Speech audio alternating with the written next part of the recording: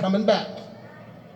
Now, Russell Simmons has done something very strange to me, but you know, this is just what these guys do. Russell Simmons built a house, right? Big old house, looked like a big gymnasium or something. And he has a basement in this house. And in this basement, he has a god, an Indian goddess called Kali, K-A-L-I. If you do your research, Kali is the Indian yoga goddess of death and destruction. He has this statue of Kali in his basement. In his temple, in his house. And he prays to this statue every morning. Now, this is the guy with fat foreign clothes, right? This is Kali.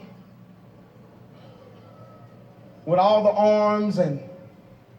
Now, Kali had followers that would worship her statue. Back in the 19th century, they would begin to worship her statue.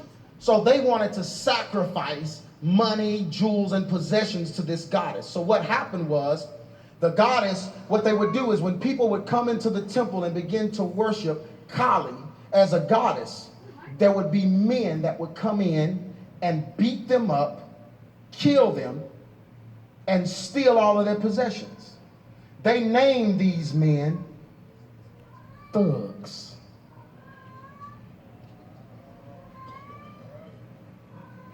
Now, this is an image of what these men would look like. These men would go in, they'd beat the women up, beat the men up, or whoever was worshiping Kali. They'd steal all of their possessions, right? And they'd hide it on their bodies, and they would put like jewelry and stuff in their mouths, and they would hide all of the possessions, and they would be like robbers and thieves. They were named thugs.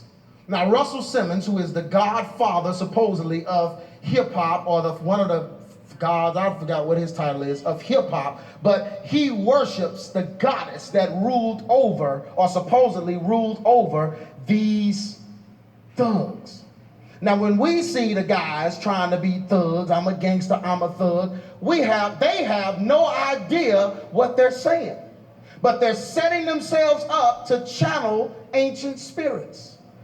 Listen to what I'm saying. Russell Simmons worships Kali because of her involvement with the thug. The thug is synonymous of the hip-hop culture. Are you listening to me? I want to be a thug. I want to be a gangster. I want to be a criminal. And what ends up happening is these guys, when they're singing about being a thug, they begin to take on these characteristics and these spirits. They begin to channel these very spirits. That's Mike Jones.